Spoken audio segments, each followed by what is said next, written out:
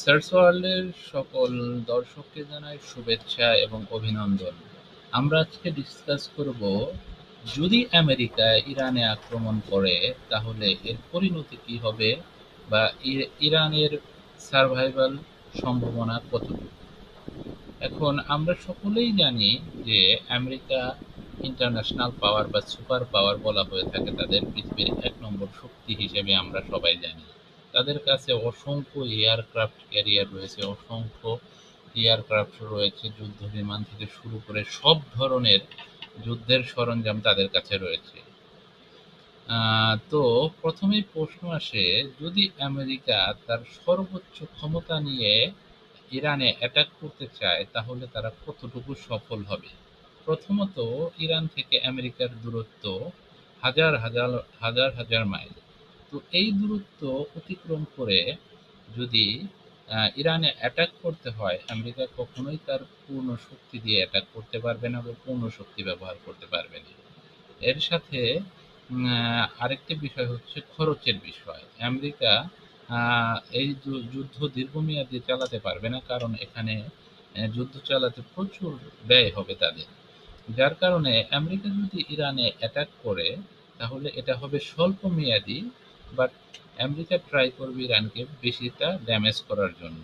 কিন্তু যুদ্ধের নিয়ম হচ্ছে যুদ্ধ শুরু করা যায় কিন্তু যুদ্ধ শেষ করা যায় না। যদি ইরান যুদ্ধকে দীর্ঘস্থায়ী করতে চায় তাহলে আমেরিকার বিভিন্ন স্থাপনা এবং ইসরায়েলে অ্যাটাক করতে পারে। সেক্ষেত্রে দেখা যাবে যে যুদ্ধ যদি দীর্ঘস্থায়িত হয় তাহলে আমেরিকা ইরানে অ্যাটাক করে কোনো সফলতাই অর্জন করতে পারবে না, বরঞ্চ উল্টো তাদেরকে ক্ষতিগ্রস্ত হতে হবে।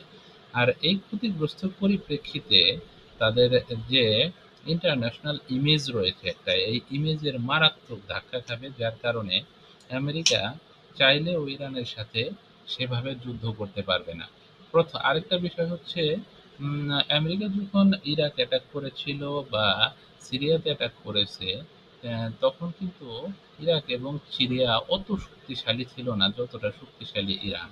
ইরানের কাছে রয়েছে বিশ্বের অত্যাধুনিক মিসাইল প্রযুক্তি, তারা সব ধরনের মিসাইল ব্যবহার করে থাকে, যার কারণে তাদেরকে পরাস্ত করা এত সহজ নয়। আরেকটি বিষয় হচ্ছে ইরানের জিওগ্রাফি।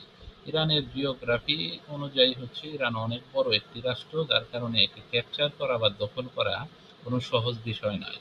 যার কারণে আমেরিকা ইরানকে কখনোই দখল করতে চাবে না। তাদের প্রথম এবং শেষ লক্ষ্য হবে ইরানকে তারা যতটা ড্যামেজ করতে পারে বা ইন্টারনালি ইরানে যত খুশি অস্থিরতা সৃষ্টি করতে পারে। এই অস্থিরতা সৃষ্টির মাধ্যমে ইরানে তারা রেজিম চেঞ্জের ব্যবস্থা করতে চাইবে, রেজিমকে চেঞ্জ করতে চাইবে। কিন্তু এটা অতটাও সহজ নয়। যার কারণে আমি মনে করি যে দীর্ঘমেয়াদী যুদ্ধে আমেরিকার সফলতার কোনো সম্ভাবনা নেই, বা আমেরিকা দীর্ঘমেয়াদী যুদ্ধ করতেও চায়